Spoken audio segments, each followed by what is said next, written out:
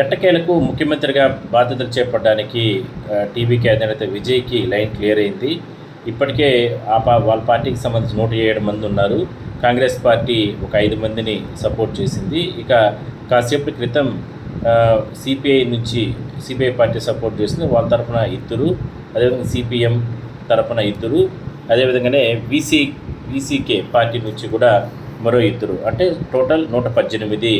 అంటే magic figure కరెక్ట్గా వచ్చింది. సో దీనివల్ల ప్రభుత్వ ఏర్పాటుకు గ్రీన్ సిగ్నల్ ఇవ్వబోతున్నాడు గవర్నర్ కూడా. మరి కాసేపులోనే గవర్నర్ను కూడా విజయ్ కలవబోతున్నారు.